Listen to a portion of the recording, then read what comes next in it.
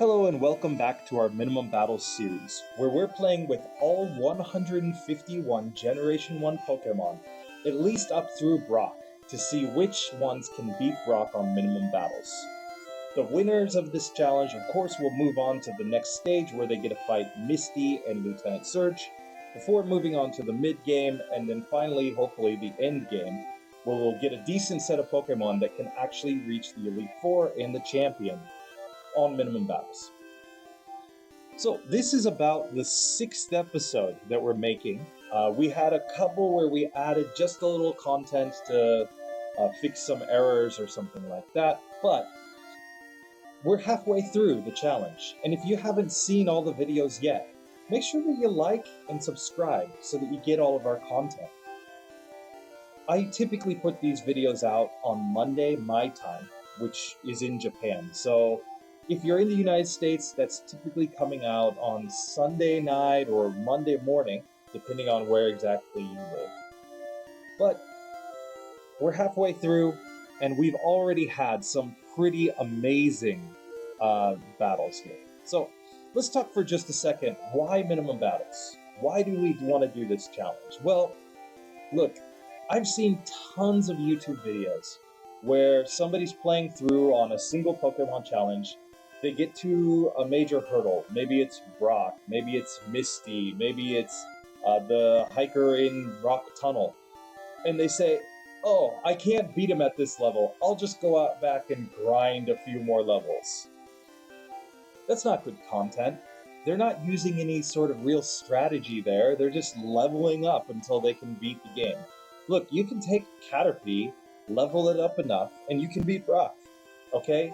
You can take a Weedle, and if you want to use items, you can just keep spamming, X attacks and X defense, and you can beat the Elite Four and the Champion that way.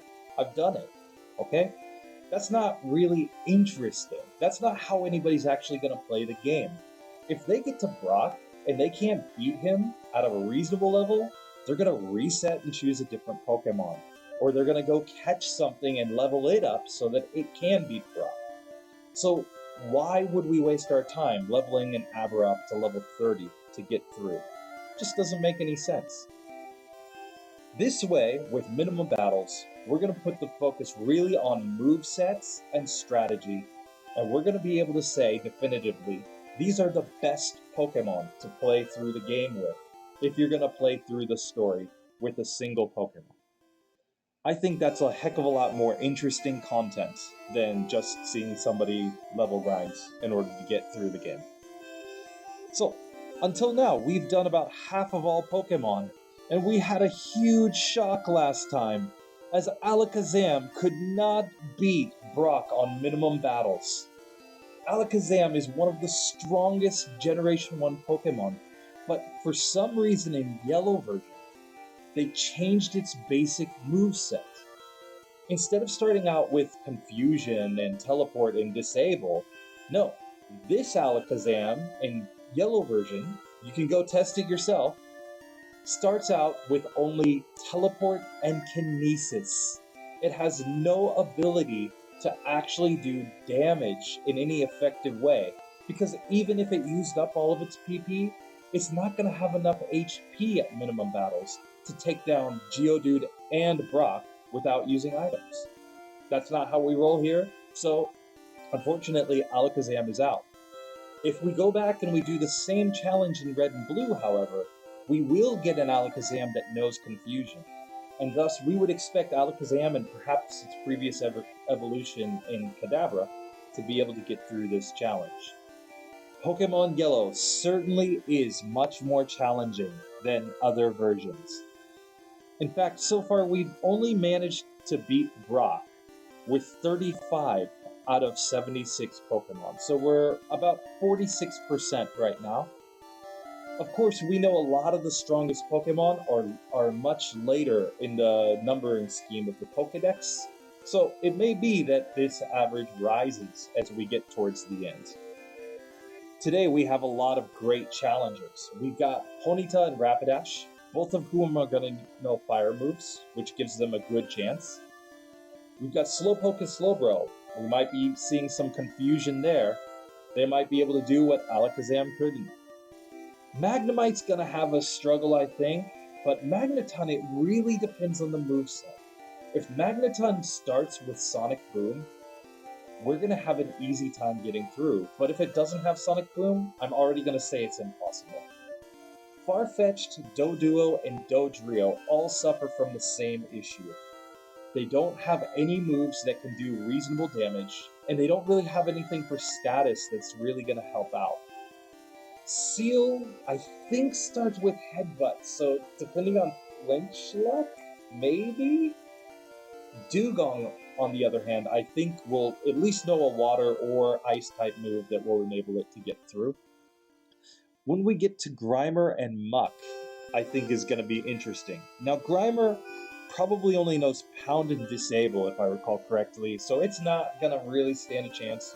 We've already seen that kind of moveset, even with a Pokemon as strong as Wigglytuff, and it just wasn't possible to get through Brock.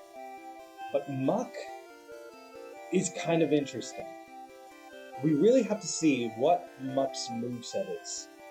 If it has a move that can poison and do damage, or if it starts off with a move like a Minimize that allows it to raise its evasion, we might actually have a chance against Brock.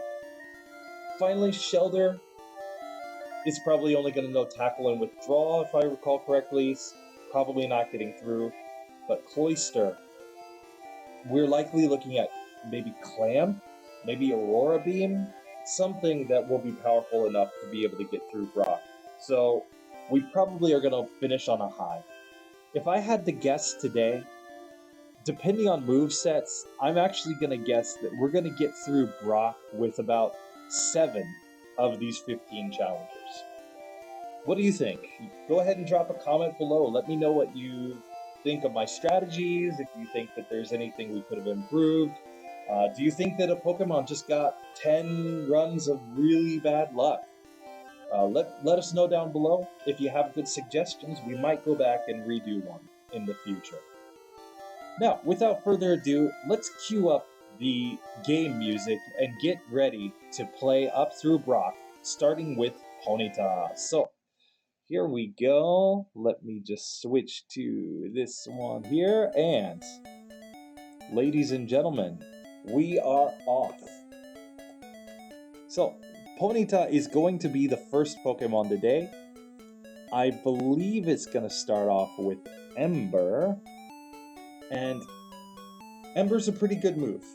We've already seen it with Pokemon like Charmeleon, Charizard, Ninetales, Arcanine, and even Vulpix. I did it off camera, but with enough plays and enough burn luck. It basically had to burn the Geodude the first 2 turns, and then it had to subsequently burn Onix 2 times as well before taking too much damage, but it was able to get through Brock using a Fire-type move. Now, our Ponyta has Ember right out of the gate, so it's fairly reasonable to think that it could be able to get through. It's just a matter of whether or not we can get good burn luck. The other disadvantage that it's going to have, of course, is that it doesn't have any move to just waste turns against Brock when he uses Bide, and that can be a pretty big issue. We've seen before. Nidoking was an excellent example of that, where Nidorino knew Leer. So whenever Brock used Bide, we just sat there and used Leer over and over and over again. But because of Nidoking's moveset, it didn't know any of those debuff moves that it could use, Leer or Growl, in order to take advantage of Onix using Bide. So it was basically stuck just attacking when Onix was using Bide, and then it would take damage back. And that, together with being confused after using Thrash, would lead to Nidoking, a fairly strong Pokemon, not being able to get through Brock on minimum battles, which was pretty shocking. For Nidorino, the difference was being able to use Leer. So we're gonna have to see if Ponyta suffers because of the fact that it doesn't have any way to kind of stall out when Brock uses Bide. And we're gonna get to Brock, it looks like, on a fairly low level. I would guess that it's in the medium slow level up group, though, or sorry, the medium fast level up group, though I'll have to check that. But here we are. We're at Brock. This is our first shot with Ponyta, and we're gonna have to see if Ember is enough. So we got a burn turn 1, and that is awesome. Because, oh, and that's a burn turn 2. So Geodude's attack is probably way down after 3 burns. We can see it's doing 1 damage per hit to us. That is amazing.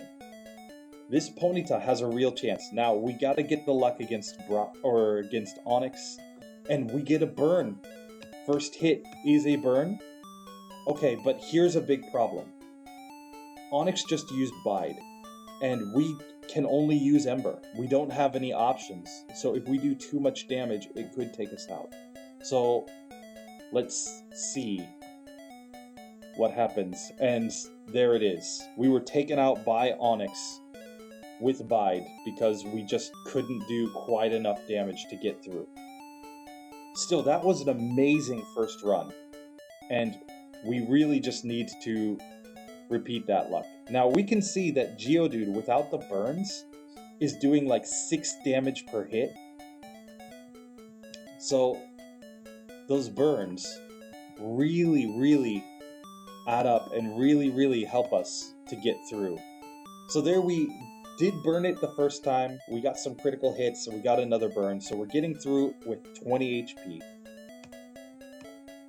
And we really want to get some burns off here.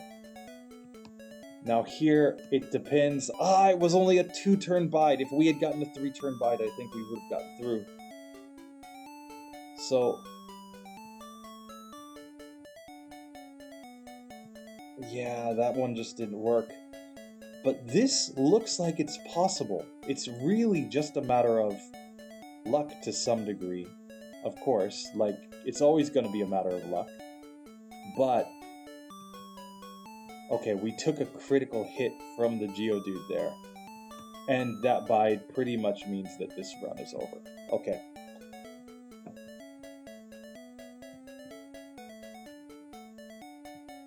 It's really all about that turn 1 burn. If we can get the turn 1 burn,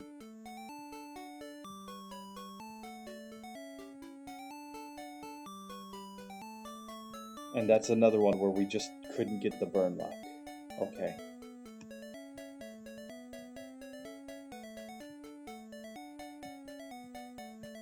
But I think it's pretty clear that this is just a matter of luck, basically.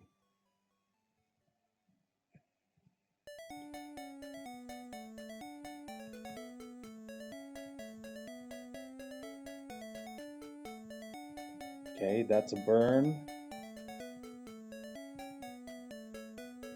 Okay, so we've gotten through to Onix, and it immediately uses Bide.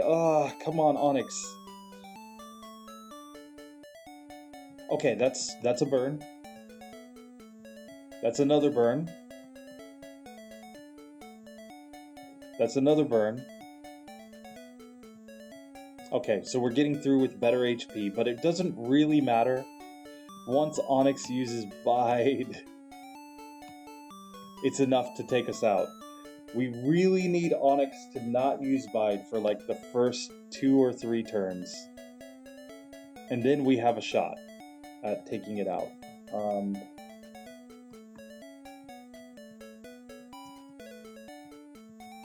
Okay.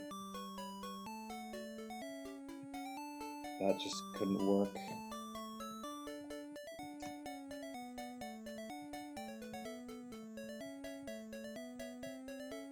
Let's take 2 more attempts at this.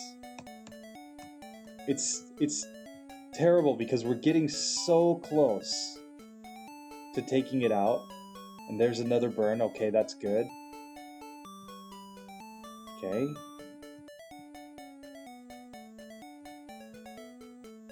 One, two, three, and we got it! Okay!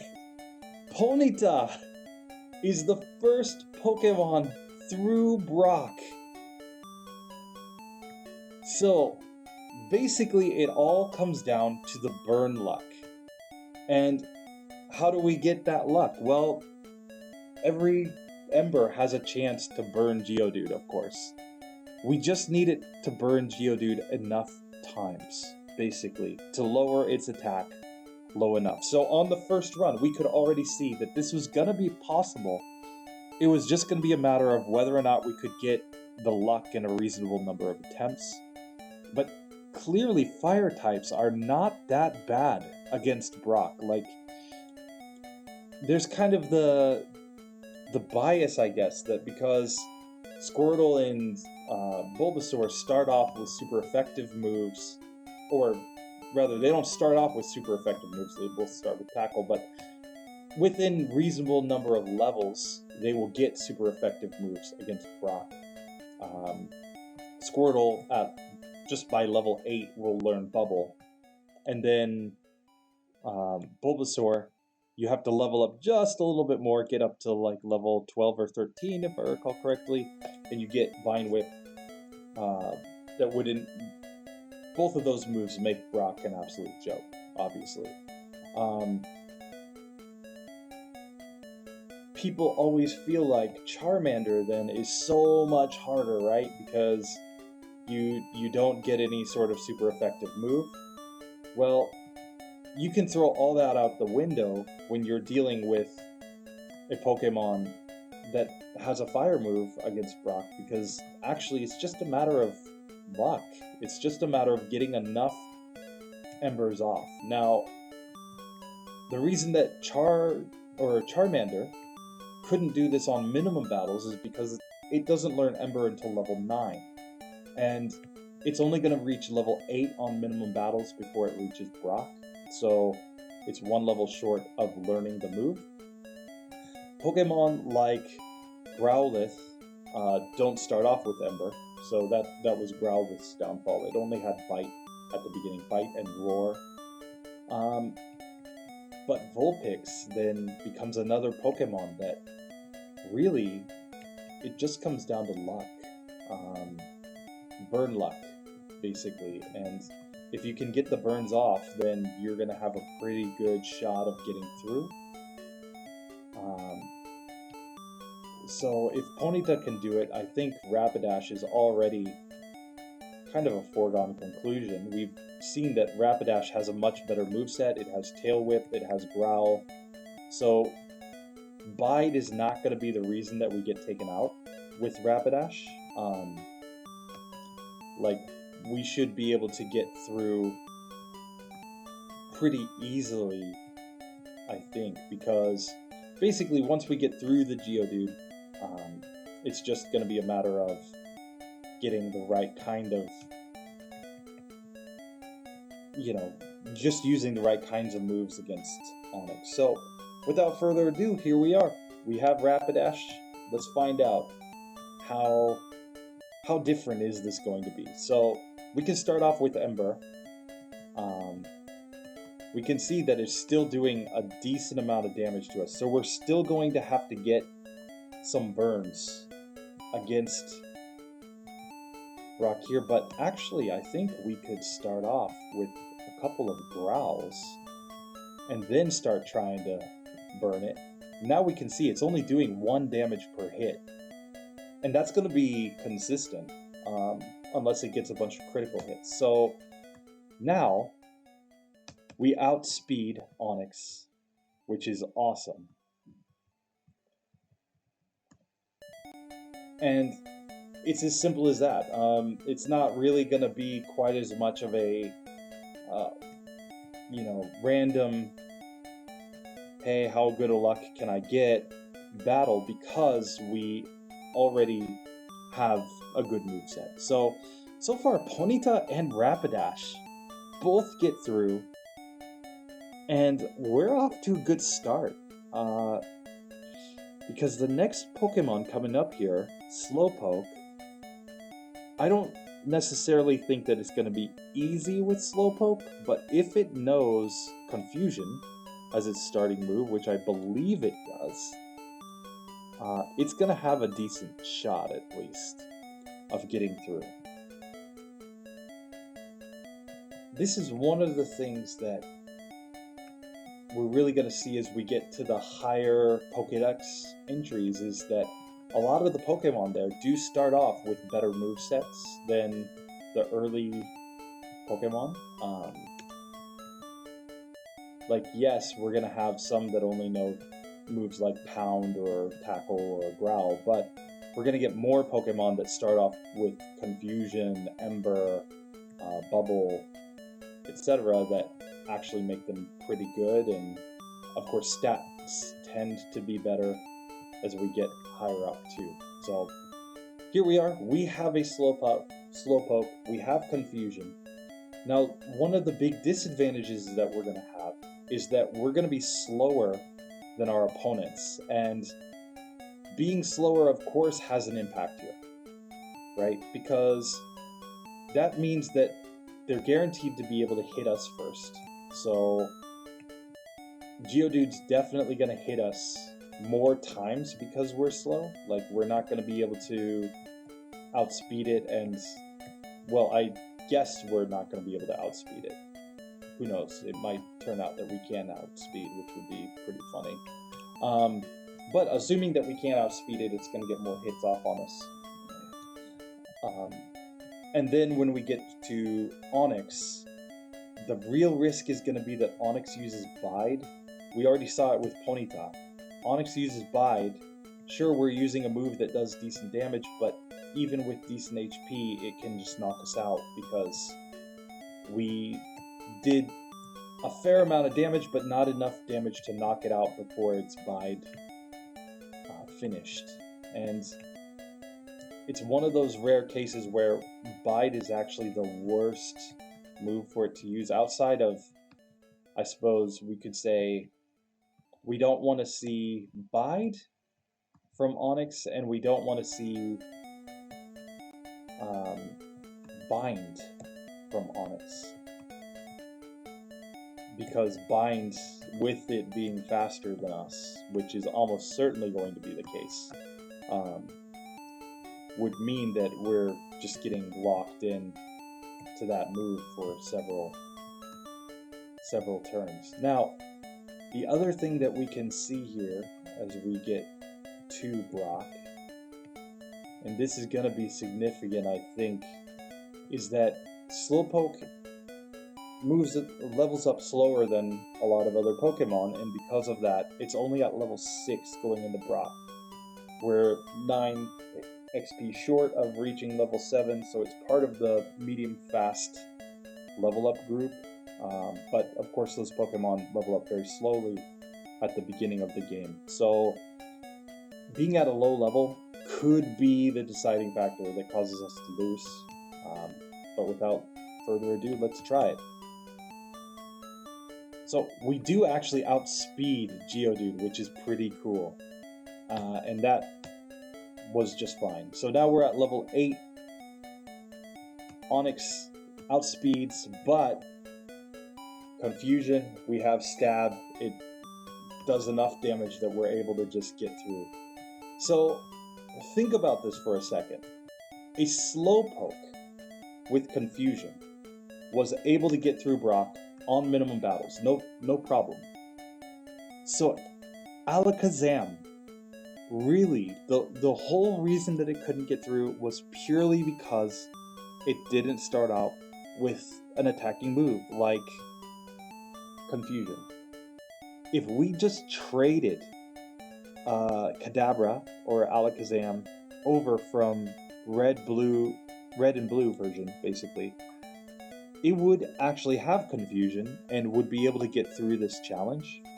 So tell me what you think. Do you think that for the sake of this challenge, we should allow a situation where we trade a Pokemon from a different version of the game in order to get through? I'm inclined to say no, because it's going to cause two pretty big issues. Number one, it doesn't fairly represent what most people are doing, which is going to the Universal Pokemon Randomizer. That's what I use in order to just change the starter. Don't change anything else, just change the starter. And then, hopefully, right, you can just play through the game with that starter without really having to use any extra cheats or anything that might seem cheap or fake. The only other thing that we do here, of course, is we give all the Pokemon max DVs because we care about whether or not it's possible. So, of course, if you have a Pokemon with bad stats for that Pokemon, right? Not talking about like altering its stats above what it could potentially have, but just if the Pokemon has bad stats for that Pokemon, it's got particularly low HP or particularly low attack, for example, that could cause it to not be able to get through. And that's not really an accurate representation of whether or not the Pokemon is capable of getting through in a reasonable amount of battles. So basically, for now, I'm giving max DVs to all of these Pokemon. But with that being said, I'm concerned that if we trade Pokemon from another version just to try to get a particular move or something, that we're kind of going against the spirit of the game here, because that Pokemon, not only is it going to have different moves, but it's also going to have a faster faster XP gain, given that it is a traded Pokemon. So the only Pokemon that it really makes sense with would actually be Pokemon that are only available via in-game trade. So Pokemon like Jinx, Mr. Mime, Lickitung. These Pokemon, I could actually make the argument that having them be traded so that they earn more XP would make sense. But the rest of them, it just doesn't really make a ton of sense, I think. Because that would be a pretty big advantage in a minimum battles run, to be able to get more XP from the same number of battles. You're going to hit a higher level at every point. You're going to theoretically have stronger moves or stronger stats that help you get through, and that kind of goes against the spirit, I think. But what do you think? Go ahead and comment down below. Here we are. We've got Slowbro. We're at Brock. We're going to take our first shot. If Slowpoke can do it, I mean, Slowbro is just a better Slowpoke, right? So we're just going to spam confusion here. Okay, we're through. Ooh, that's not what we wanted to see. And we got taken out the first time, but that was because it uses Bide right off the bat. Okay, so getting through Geodude is pretty darn consistent.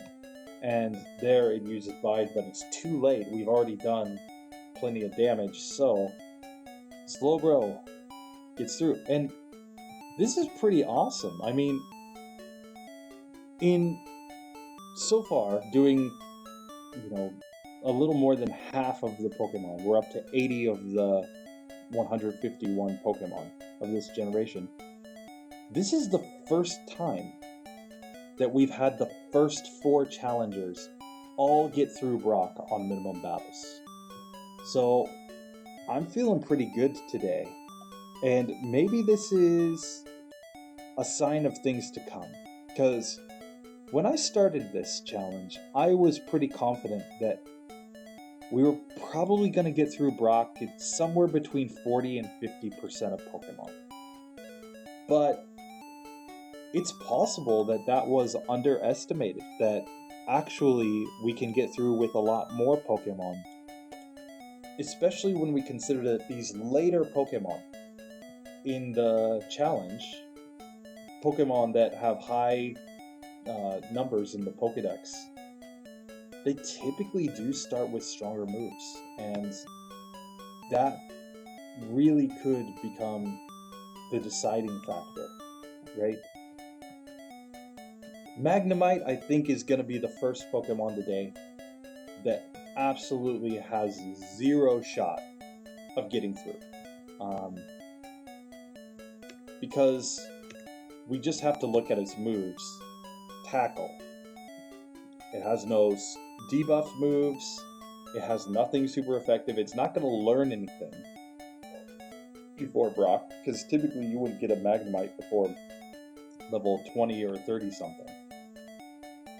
And we can see there that already at just the rival, this one didn't work out. We're still going to give it a shot, as we do with all Pokemon. We never just, give up this quickly. We have to give it at least a few attempts to try, but I'm pretty confident that this one is going to be a loss.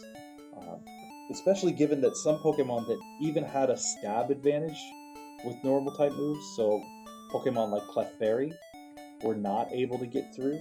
And that Pokemon has stab, right?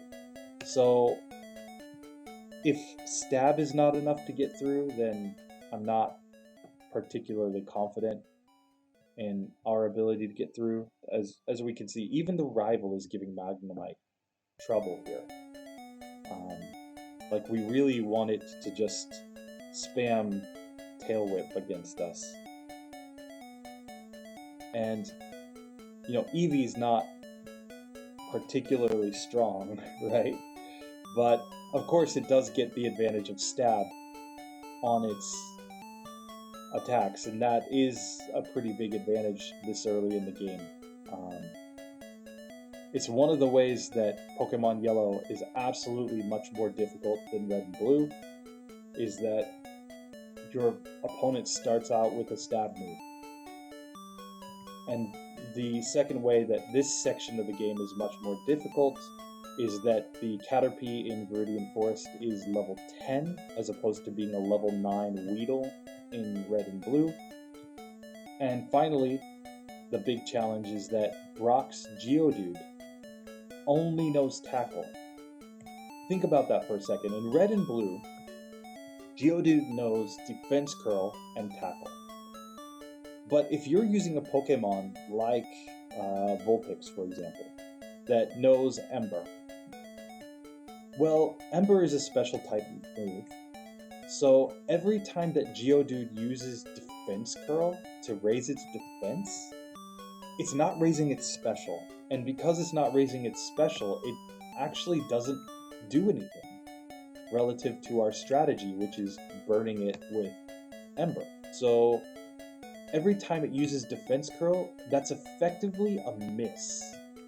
And that's huge, right? Every time that he doesn't hit us for damage with the Geodude is more HP that we have going into Onix. It raises our chances of getting through. But this Geodude here, in Yellow version, only knows Tackle. And because it only knows Tackle, it's gonna do damage to us the vast majority of the time. Unless Tackle misses, it's going to do damage to us. And that's pretty bad, right? Because a lot of Pokemon that would have been on the cusp in Red and Blue for getting through now have zero shot of getting through because they're just taking too much damage from the Geodude. And there's not really anything that we can do about that. Of course, if we have a Pokemon with Growl, we can try to lower its attack. Or if we have a defense boosting move, like later with Shellder, we may have Withdraw, and that may be a way to try to get through. But if we don't have anything, we're just going to get hit for 5 damage, it looks like 5 to 6 damage every hit, and we're out. And we can already see that there's no way we're going to do enough damage, short of Geodude missing like 20 times in a row, we're not going to do enough damage with Magnemite to be able to get through. So with that, Magnemite is going to be the first Pokemon today that is eliminated from the challenge. So that's too bad, but we are 4 out of 5 to this point in today's challenge, which is pretty darn good. To this point, we've never finished a set of 15 or 16 Pokemon with more than 7 Pokemon getting through, but this could be the day. And it's really going to come down to right here with Magneton, I think. Because let's see, if we get through with Magneton, that's 5. If we can get through with at least Dodrio, Dewgong, Muck, and Cloyster, we would get to 9 on this episode. So, can the evolved forms at least get through? We're about to find out. So here, let's move on to our Magneton and see if we can keep the dream alive, right? I think that this Pokemon has a shot depending on its moveset, but it's really going to depend on the learn set, or the starting moveset rather, of Magneton. What it has. Of course, a move like Thundershock does nothing for us, but it's always really kind of up in the air. But we start off with Sonic Boom. That is huge. Look at this. Sonic Boom does a guaranteed 20 damage every turn. And late in the game, 20 damage, like when you normally get the move, 20 damage is basically nothing. Like, you could use stab moves and get through a lot of battles much easier, though that is going to help us when we get to, say, the Hiker in Rock Tunnel, because we might have like 2 or 3 hits to get through each of his Pokemon, which will give Magneton a chance, right? But when you think about the early game, moves like Sonic Boom that do guaranteed 20 damage, or Dragon Rage that do guaranteed 40 damage, are huge in the early game. They're going to allow us to effectively reduce any Pokemon to a reasonable number of hits in the early game. Typically, here we're probably going to be talking about 2 to 3 hits, depending on the exact HP of his Onix and Geodude. But it's going to scale even when we get to Lieutenant Surge. We're not going to have great moves to take out Lieutenant Surge, except for Sonic Boom, I think. But that is a pretty awesome move to start out with. And it's going to make, I think, Brock a cakewalk here. So, here, again, Sonic Boom, probably better than Thundershock in this case. Sure, Thundershock is stab, but I highly doubt that it's doing 20 damage to a neutrally effective Pokemon right there. But here's the real challenge, Brock.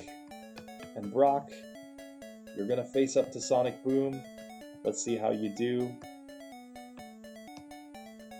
We can see Geodude is a 2-hit KO. And Onix is a 2-hit KO. They just don't have enough HP at this level to really be able to stand up to Sonic Boom. And that's all it takes, right? Just Sonic Boom, and you're through. So, we have added another electric type in Magneton to the Pokemon that are able to get through Brock. So it's not a matter of typing entirely, right? Sometimes we can have a disadvantage, but we have a move that we can use in order to get through. We were able to do that here, and thus we can actually continue on with this Pokemon. The next Pokemon in the list is Farfetch'd, and I'm just going to come out and say that I don't think Farfetch'd is going to do particularly well here. It is a Pokemon that's only available through trade, typically, in the game. So this would be one Pokemon that I would think about giving the advantage of, for example, being able to start out with a traded Pokemon. So of course it's not going to obey, it's going to loaf around, things like that. But it would also gain XP faster, which could be a factor that would let it get through, you know, getting to a higher level. But I think that's a different challenge, or that's something to look at after we've gotten through this challenge. Now, it does start out with Sand Attack, and that could be an advantage. We've seen that Sand Attack strats don't always work out, but in this case, we've got Stab with Peck, and we've got Sand Attack, which could be enough? Possibly? I'm not entirely confident based on the fact that, of course, Pidgey could not get through. Even though it knew Sand Attack, and even though it had Stab with Gust, it couldn't get through. But Farfetch'd is not a base level Pokemon, it's the final evolution of its line, in this generation at least. So, it probably has better stats than Pidgey. I have to look it up. But I'm willing to bet that it has better stats, particularly attack stat, than Pidgey. And we saw that Pidgeotto and Pidgeot could get through by using the same types of moves. So it was really just a matter of stats there. So Farfetch'd is one of these Pokemon that I really view as being on the cusp. Of course, the Bug Catcher is going to be no problem, given that it can just be pecked down. But here's where we come to the real challenge, Brock. And we've got a few things working against this Farfetch'd. When we used the Pidgey line, all of those Pokemon were in the medium slow level up group, so they all hit level 8 going into Brock. But this Farfetch'd is only at level 6. So, number one, we absolutely have to get Sand Attack off. Okay, and we can see that we're doing barely any damage, so really, we need to get Sand Attack off and do enough damage thereafter in order to make this possible. So we need him to start off by missing a bunch of times. Okay, that's 6 Sand Attacks. And now we just have to try to tackle it down. That didn't work. Or sorry, try to peck it down, not tackle.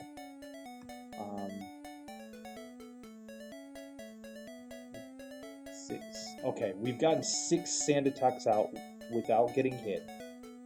So this is our best run by far up to this point. But will our luck hold? Now the other issue that we could run into against Onix is running out of PP. Okay, so we are through Geodude. We've leveled up to level 8, and now we need to do the same thing here, where we... Okay, we've used Sand Attack as many times as we could. Now we're out of Sand Attack, so we only have Peck for the rest of the battle. So if it's using Bide, it's just going to do damage to us. We really don't want to see Bide. We want to see anything else. And there, it just didn't work out.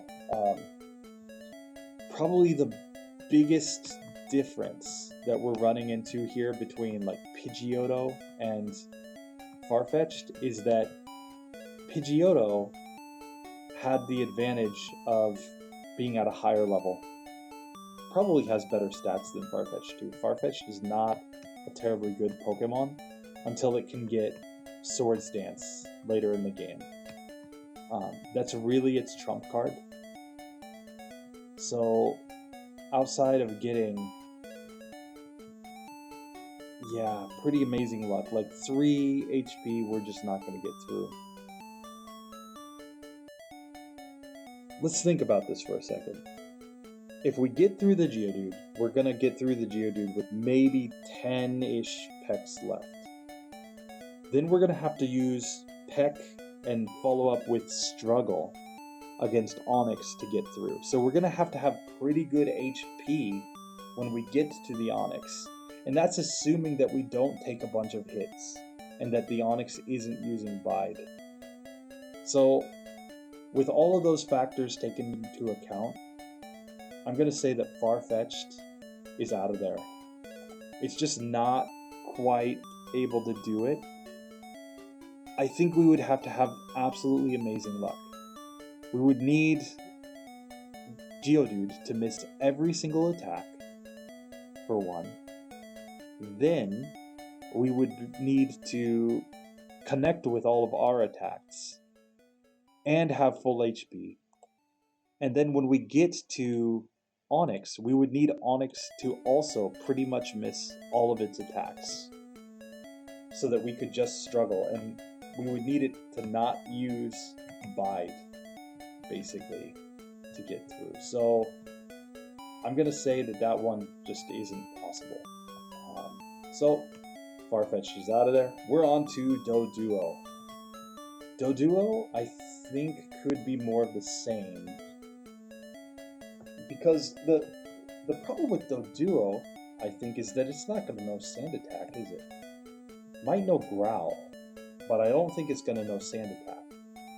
And no, it doesn't even know Growl. So this one just has Peck.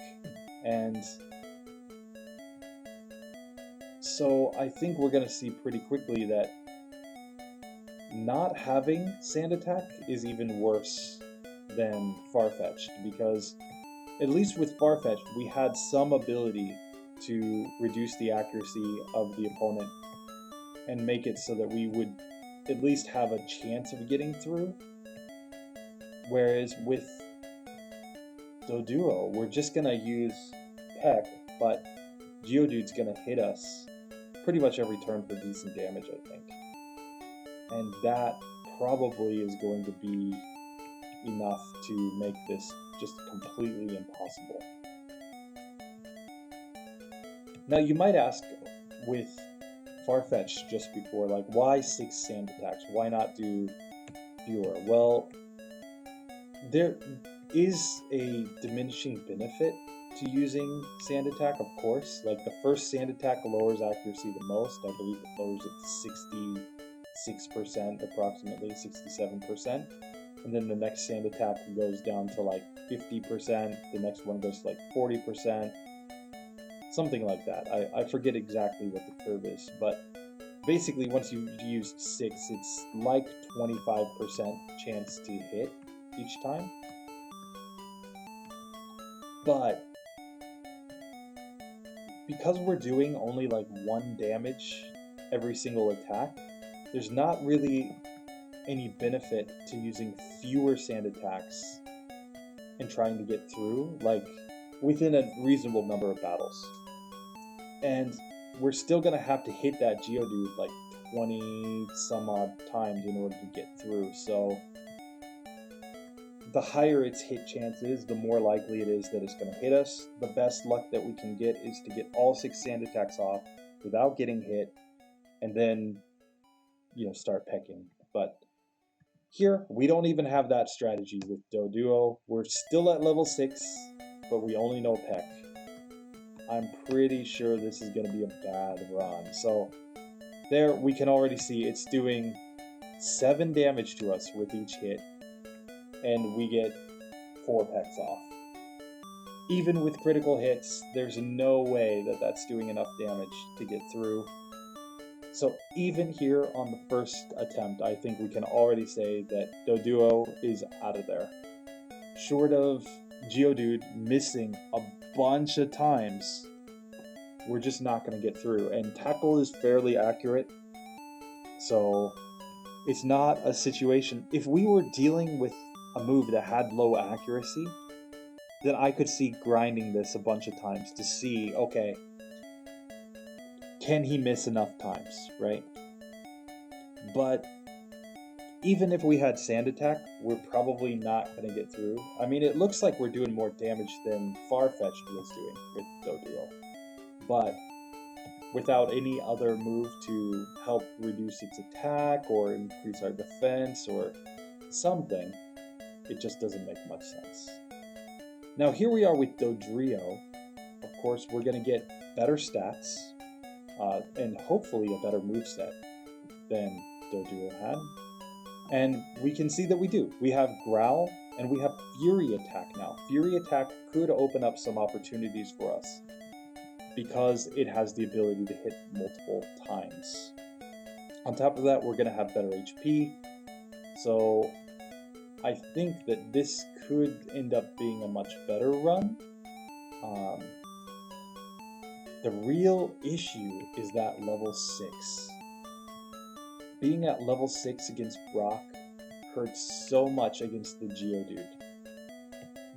Every level and every little bit of stat gain that we can get before Geodude is so important. I think more important than even against the Onix, because the Onix can use moves like Screech. If we outspeed, we can take advantage of it using Bide.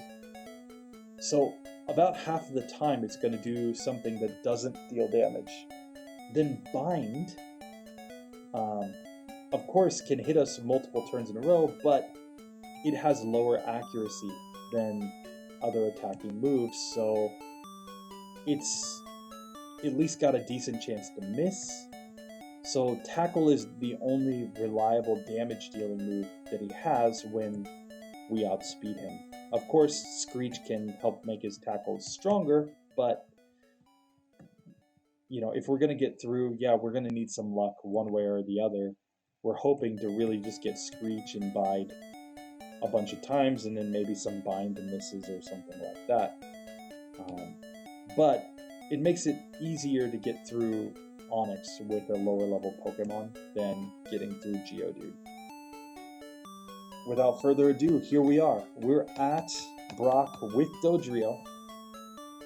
I think we're going to start off by using Growl. We've got his damage down to 2. And now we're going to try to use Fury Attack. This strategy did not work when we used it with Beedrill, but I think there's a pretty significant difference between Beedrill and Dodrio, which is that here, the Fury Attack is a stab move.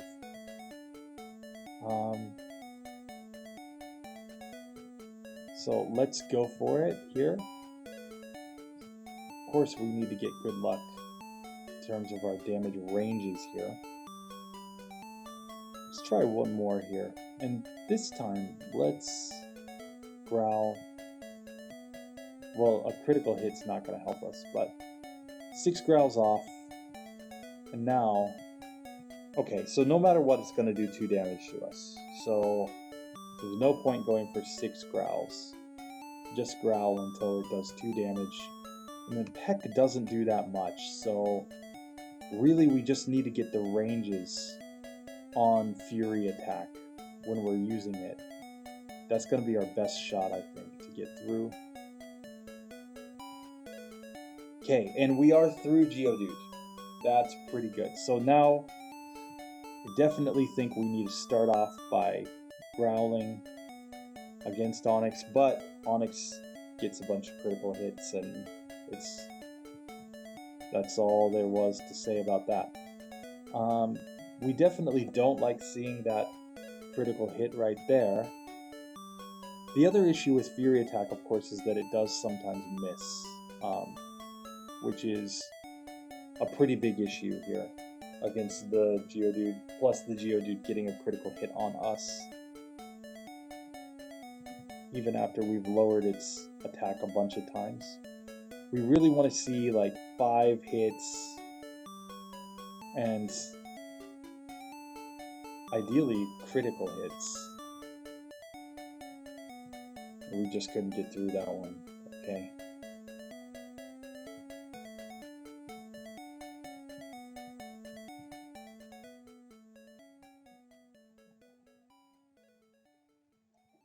This really comes down to luck more so than I think just about any of the others. So we should get one more off, but it just wasn't enough. Okay. Let's try a couple more attempts here. Like, if we can get back to Geo or to Onyx, then it's really just about what Onyx uses against us, right? Like, Onyx could, in theory, just sit there and use Bide over and over and over again, which means that when we outspeed and he uses Bide repeatedly, we get a pretty big advantage because we have the ability in that case to just basically wait for Bide to finish to do our attacks. So anytime that we see 2 turns where he does nothing, we basically know that the next turn he's going to unleash energy. And Bide can be 2 or 3 turns, but once we know that it's 3-turn Bide, we'll know when he's going to release energy. But if we outspeed, we just keep growling until he unleashes energy, and then we take advantage of him by, of course, just hitting him, you know, before he uses the next Bide, for example. Okay, we are through. So here he's used Bide.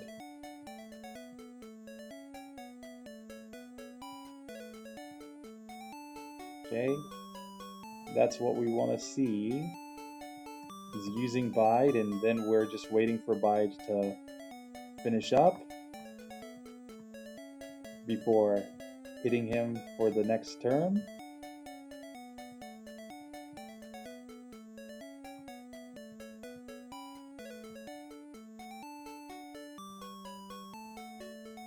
Okay, we like to see that.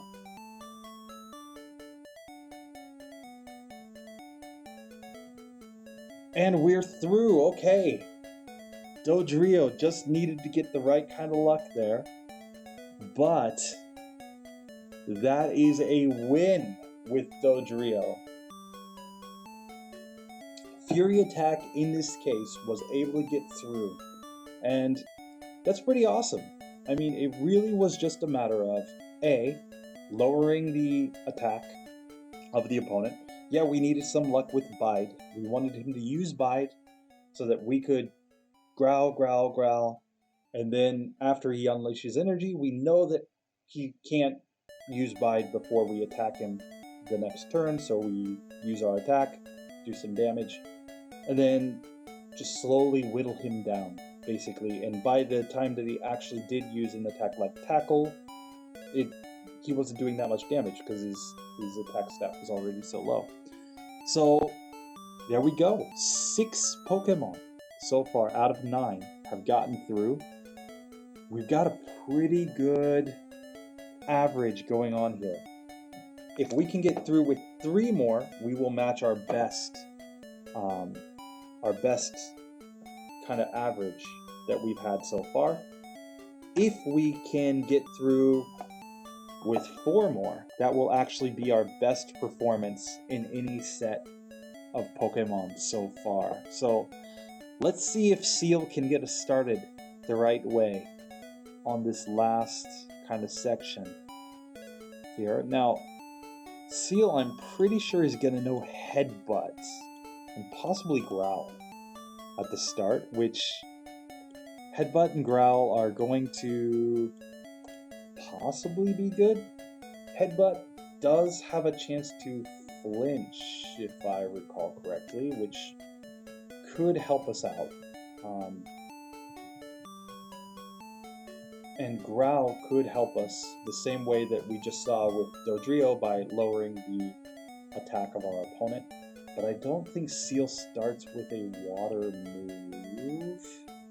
We're about to find out though. So let's look. Oh no, we only have Headbutt. Okay. So we don't have any way of lowering stats. But Headbutt is a strong move. It's not as weak as a Tackle or a Pound would be. So this one's going to be interesting, to say the least. I'm going to be very interested to see if this turns out to be possible or not. This is where I think some of these normal type Pokemon are going to be very interesting later on. We've seen some normal types get through, but we've seen a lot of normal types fail so far. Of course, that's including the flying normal type Pokemon. But I think the normal types that are going to do the best later on could be Kangaskhan, Tauros, definitely Snorlax is going to be, if any normal type's going to get through, it's going to be Snorlax, of course. Snorlax starts off with a rest, so it's going to be the only Pokemon that can legally heal itself during the Brock fight, which, together with its HP and defense, is going to be, I think, enough to get through. But water types, I mean, these water types that start off with non-stab moves are always going to have a hard time, but Headbutt could be the type of move that makes this possible. We're also going to have to see, like, we're only getting to Brock at level 6 again. So that is a pretty big disadvantage. I think if we were at level 8, this could be much better. But we never know till we find out. So here we are at Brock. We have Headbutt. Let's Headbutt a rock. And that's not doing much damage at all. Let's take one more attempt at it just to see if Headbutt can do anything. Oh, we got the flinch. So it is possible to flinch him. And if we could get enough flinches, maybe we could get through? We definitely need, like, insane flinch luck, though.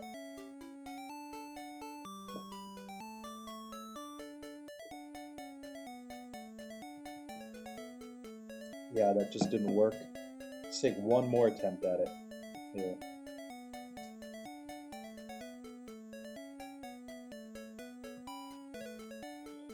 And as we can see, we're just not doing enough. It might be that if Seel was 1 or 2 levels higher, this would be possible. But that's not how we play this in minimum battles. We don't go and grind and say, oh yeah, I'll come back at a higher level to see if I can beat it. There's no strategy to that, right? Any Pokemon with enough grinding, even Abra, can level up enough and then just use Struggle in order to get through Brock at some point. You know, it might be a ridiculously stupid high level, but at some point it's going to be able to get through, right? So that's one of those things where that's not what we're about here. That's not what we're trying to do. So we're going to leave that alone. Dewgong is next up. And as the evolved form of Seel, I expect a better moveset, and there we can see it already. Aurora Beam. That's very likely going to be our answer to Brock's Pokemon. Aurora Beam is awesome because it's stab, it's super effective, it could lower their attack, and I forget if it has a chance to freeze. But I think it has a chance to freeze, and of course a frozen Pokemon can never fight back, so in Generation 1, if you freeze an opponent, the only way for them to get out of that freeze is basically to use an item or for you to use a fire move on them. It was an incredibly broken way to play Generation 1. In fact, when I used to play Pokemon Stadium in Generation 1, one of the challenges there was Mewtwo, right? You would defeat Gym Leader Castle and all of the challenges and you would get Mewtwo as a combatant, so it was a level 100 Mewtwo for you to fight against. And the simplest ways to take out that Mewtwo were to create a stall team that would, for example, use Toxic on it and just wear it down, basically. Or another very effective way to get through it was just to use Blizzard on all your Pokemon and just focus on taking it out by freezing, basically. Once it was frozen, game over, right? That's all there was to say about the battle. So Ice type in Generation 1 can be incredibly broken. As I think we'll see even when we get to some later Pokemon that maybe Dewgong doesn't do that well against. So there, Geodude is a 2-hit KO, and it looks like Onix is also a 2-hit KO, so piece of cake. We have a super effective move, and super effective is always going to be a huge advantage when we're playing against Brock. So with that, we're going to go ahead and move on to Grimer. It's always nice to follow up a few kind of difficult runs with a very easy run, but now we're back to what I think is going to be an impossible run. I don't think that Grimer is going to know anything really useful against Brock. Pound and Disable, I think, are going to be its moveset. And we've already seen a kind of Disable type strategy back when we were using Golduck, when we were using Venonat, when we were using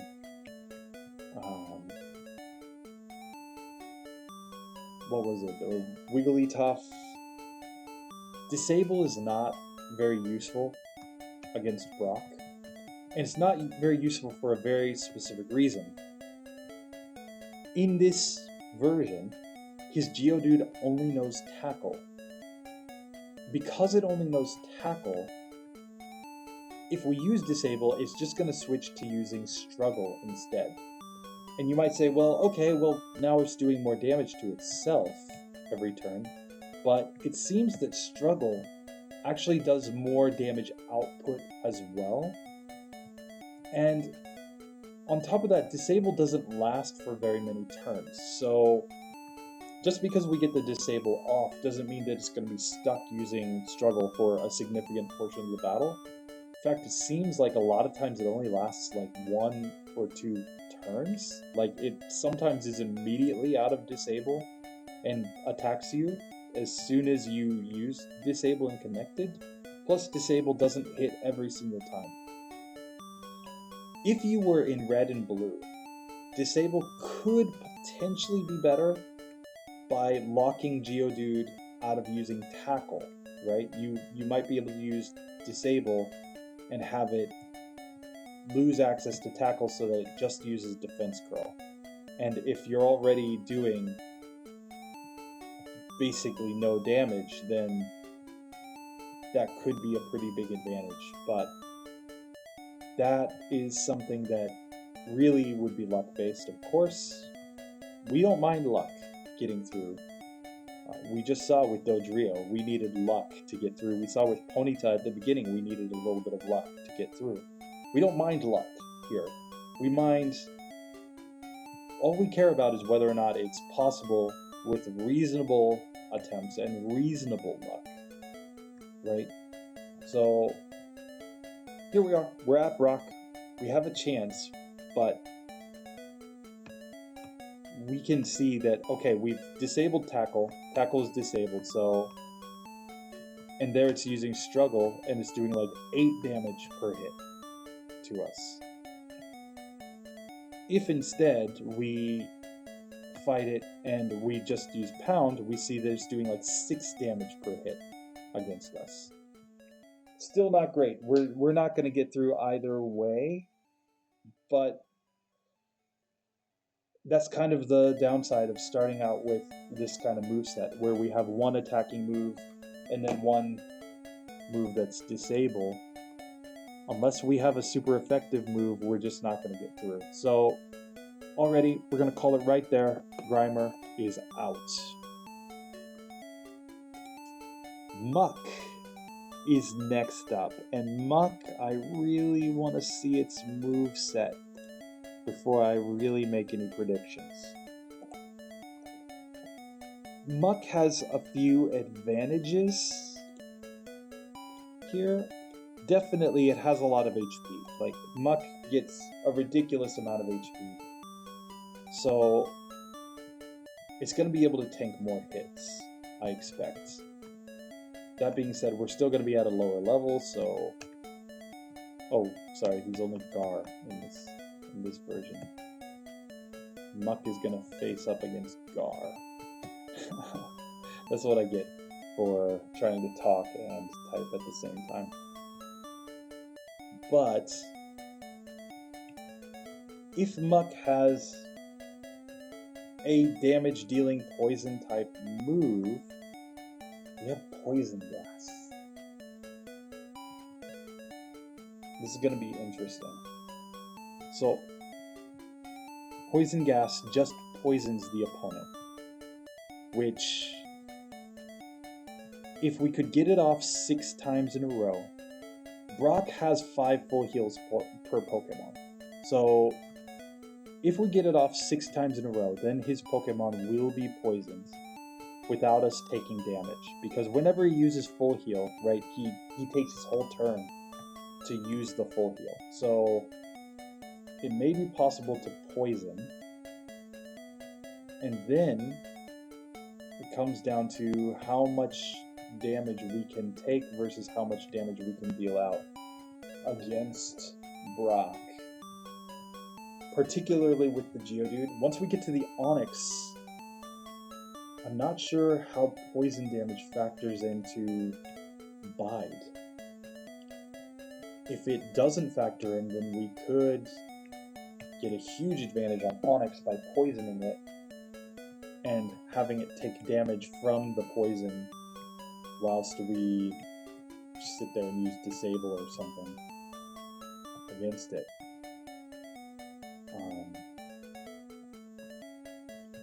That is a question that we're hopefully going to find the answer to here. So here, Viridian Forest, I don't think is too difficult. We're just going to use Pound to take out the Caterpie. I think that's pretty reasonable. But now against Brock, I think we're going to have to try some Poison Gas based strategy. So let's go ahead and start. First, let's just try Pound, see how many times it hits us. So it's doing about 5 damage per hit, so we take about 7 hits before we get knocked out. Okay. Now, Poison Gas. He uses a full heal. Poison Gas misses. Okay, he uses full heal. Uses full heal. Uses full heal. Come on. Uses full heal. Okay, now Geodude is legitimately poisoned. And we can disable Tackle and have it take poison damage. But that just didn't work out. We really, I think, need to get the 6 poison gases off in a row without missing.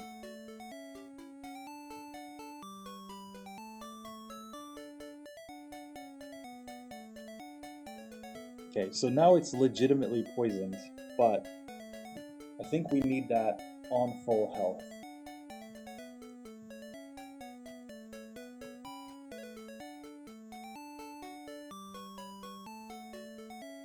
And poison gas just has such low accuracy that...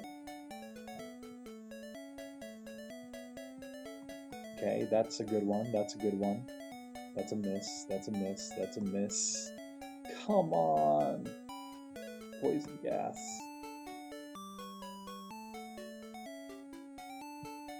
So we just didn't get anything done there. My idea, or my concept of a perfect run, is that we get 6 poison gases off, so we get him to be poisoned. And then perhaps we can get Disable off just to take out his tackle. But actually it might be better not to use Disable. Unless it's like really close and we just need one more turn. Like this we can already see is not going to get through. That's not going to get through. Okay, turn 1 poison, turn 2 nothing. Okay, an attack miss is good. Okay, so now it's poisoned, and now we're using pounds. We're trying to use the combination of poison and pound, but that did not work.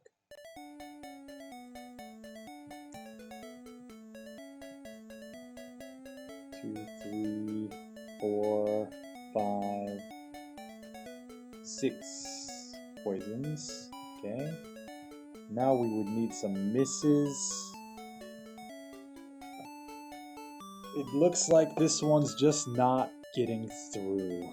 And that's too bad, but we still have a small shot at least taking our best all-time.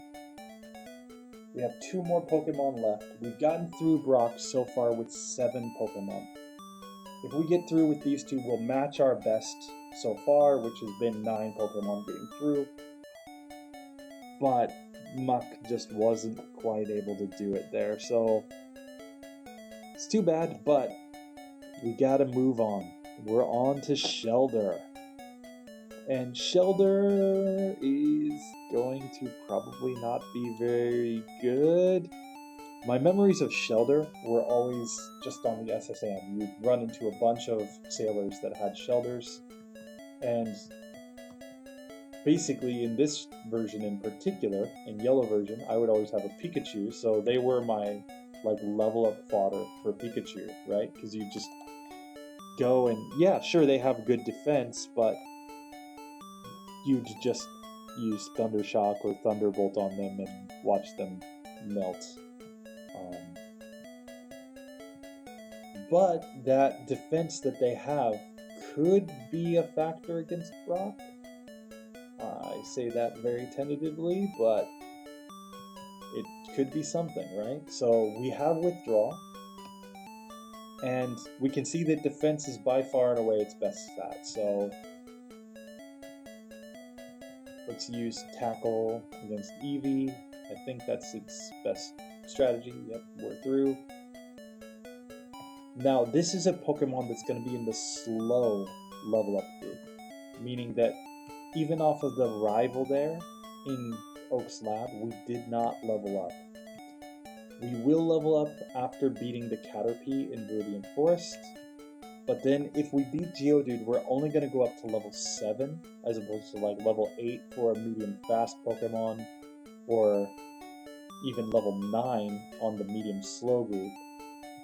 So, yeah, it's not a great situation to be in. Yeah, we just really don't want to see that, but there's not much we can do about it, so let's go ahead and just try to get on through.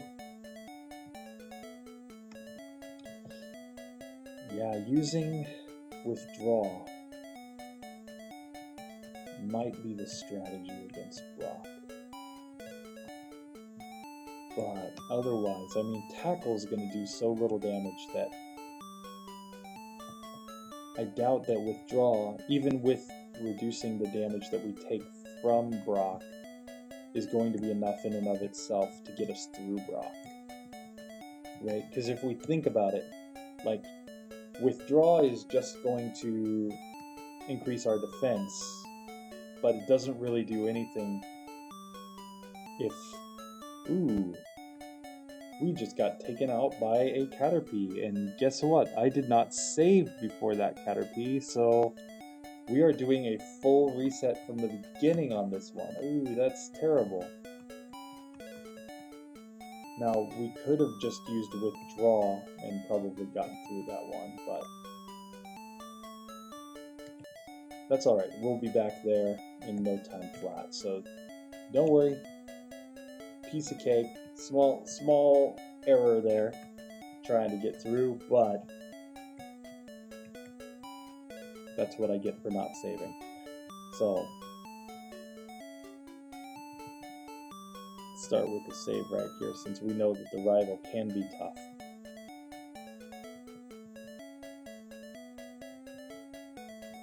Okay, and we're going to try to take advantage of Withdraw there. We do get through. Perfect. But now we've got to get through the Caterpie in Viridian Forest, which is going to be a whole 5 levels higher than us. And that does not bode well. But same for the Geodude. The Geodude is going to be a much higher level than us, and I'm pretty sure they raised the level of the Caterpie. A, in order to get more experience for you as a trainer going through the forest, but B, also to signal to you like, hey, you know, this is about where Brock's Pokemon are going to be, so if you're not at least this level, you're probably not ready. And then, of course, the junior trainer usually would be the next trainer that you'd fight. So usually you would have, faced those 2 trainers to give you kind of a gauge of whether or not you were ready for Brock. But in minimum battles, of course, we want to skip everything that we can. Just fighting every single trainer, we could probably get even some of these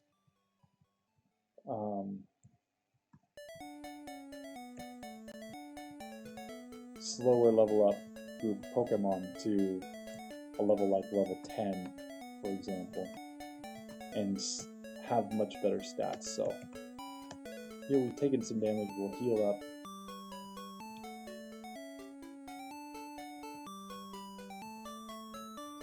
Okay, so we've managed to reduce the damage that he should be able to do, short of a critical hit. Boom, we've gotten through. Okay, so there we just leveled up to level 6 in Viridian Forest, as you can see. And that's part of the slow level up group. That's what also held Growlithe back, was that it was at a low level. Arcanine has amazing stats, so it was able to overcome that, but these Pokemon are part of a kind of pseudo-legendary group in this generation, in that they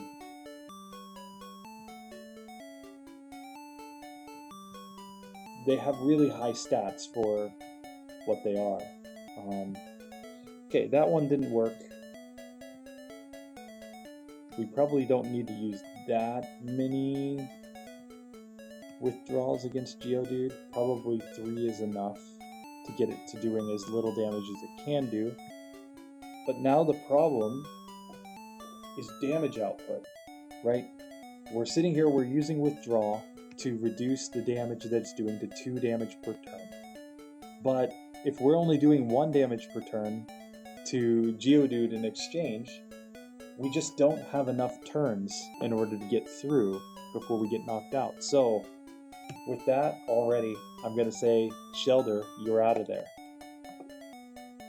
So the pipe dream of getting the most Pokemon through Brock that we've ever gotten in one set is gone.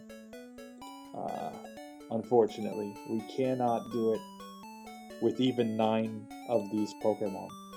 We started out strong with the first 4. Now let's see if the last one can get through. Cloyster is another one of these Pokemon that has a kind of pseudo-legendary status in Generation 1 because it has some of the best stats in the game of non-legendaries. Right up there with, of course, Arcanine has just amazing all-around stats. Cloyster, particularly its defense stat, is amazing.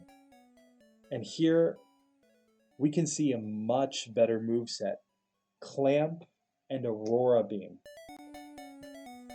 These moves may be just what we need in order to get through. Clamp has the advantage of being like Bind or like Grab, but with water typing. Meaning that if we can outspeed Geodude, we may be able to get through Geodude without taking any damage whatsoever. And then Onix, we may be able to just lock it in, and given that water is super effective against it, that could be the game right there. And that could really be our strategy against any Pokemon that, poses a big threat against Cloyster. We're always going to be at a lower level because we're in the slow level up group, but taking advantage of our defense, possibly the move Supersonic in order to confuse the opponent, and then Clamp to be able to just stop the opponent from being able to attack us, could be a pretty nice strategy.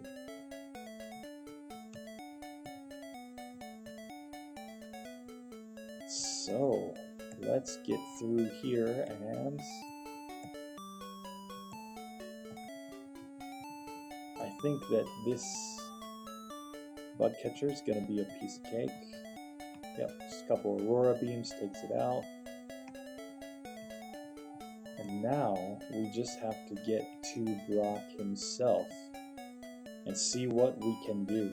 Sorry for the noise, guys. That was just an ambulance going by my house.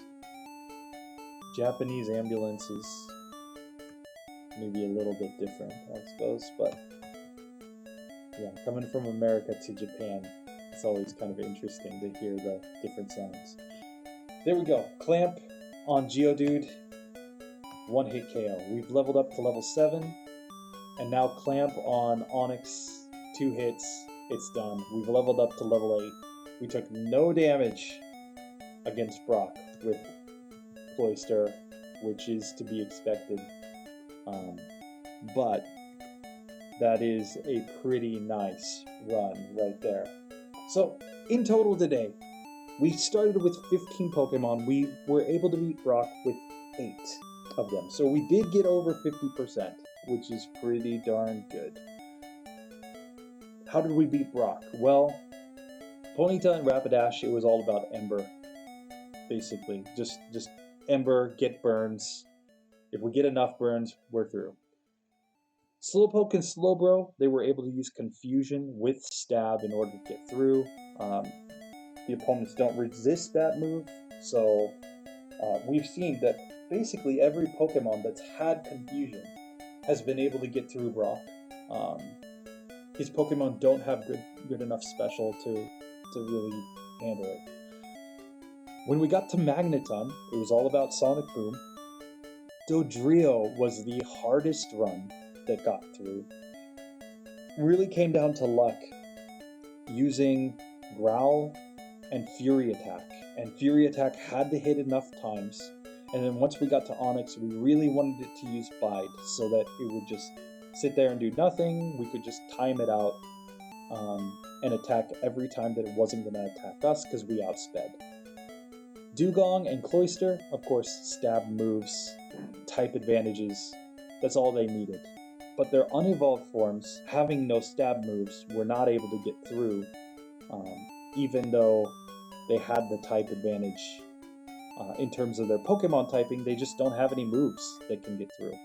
So those Pokemon would have to level up quite a bit more to have a chance. That does it for today's 15 Pokemon, but we are coming back next week with the next set, and I'm really excited for the next set of Pokemon because we're getting into some pretty powerful Pokemon here that I think are going to have a chance. We're going to go from Ghastly all the way up to Hitmonlee next week. So the Ghastly line, I think we all know how that's going to go, right? It's going to be a piece of cake. But then when we get to Onix, Onix will be interesting depending on its moveset, but Screech plus Tackle plus resisting the damage of the Geodude I think is going to help it to get through. Drowsy and Hypno are going to be interesting. Drowsy I think is going to not start out with such a great moveset, but Hypno probably will have confusion and probably will get through. Krabby and Kingler. Krabby starts with Bubble. And so as long as it can get through the Rival and the Caterpie and Viridian Forest okay, Bubble we've seen with Squirtle is just fine for getting through Brock. Then we're going to get Voltorb and Electrode. Voltorb I'm not very confident in. I think it's going to start out with Tackle and maybe Screech, if I recall correctly. But Electrode might be like Magneton. It might start off with Sonic Boom. If it does, that's going to be an easy run. We already saw it with Magneton. Execute and Executor are going to be interesting. They may have Hypnosis, if I recall correctly, but they don't have a lot of good damage dealing moves. Like Barrage is not a great damage dealing move, so it may be a matter of trying to get Sleep Luck in that one, using Hypnosis and getting it to connect enough times to put Brock's Pokemon actually asleep, and then trying to use Barrage. So it may be similar to what we were looking at before with Poison Gas, where we have to get like 6 off in a row in order to get it to stick and use up all Brock's full heals, and then try to do damage. And whether that's possible or not in a reasonable number of attempts is anybody's is a question for anybody. Executor, being that it is a Stone evolution, could get some really interesting movesets, so we're just going to have to see what it has. Cubone and Marowak are up next. Ground type moves, they're both going to have Bone Club, I believe. I think they're going to be able to do it. And then finally Hitmonlee, which will start with a fighting type move, I believe, in Jump Kick. And if it does, then that is going to be our ticket to get through Brock, because as long as we can connect and do decent damage, we're going to be good. That's going to be the next set. Let's see how many episodes we got. We got 1, 2, 3, 4 episodes left to get through all 151 Pokemon with Brock. All of the episodes from now are going to be 15 Pokemon each, but some of these Pokemon are going to be getting incredibly strong. And I think next week is a good example of that, where the Ghastly line's going to get through easily. Onix might have a shot. Hypno's probably got a shot. Krabby and Kingler, I think, are going to get there. Electrode might have a shot. Execute and Executor, I'm really on the fence. But then we finish with the last 3, Cubone, Marowak, and Hitmonlee, and I think they all are going to get through. So next week might be our time where we get through with really the vast majority of the Pokemon that we use. And then we're going to just have to see from there how the rest of our runs go. But we're also going to hit the point where we start running out of first stage unevolved Pokemon, and we're just getting super powerful legendaries or final form Pokemon. So it's going to be pretty exciting in the next few weeks. I hope you enjoyed it. Like, subscribe, leave comments if you have ideas about things that we could have done differently. Do you think you could have gotten through with Muck? Let me know in the comments down below. Thank you very much, and see you next time.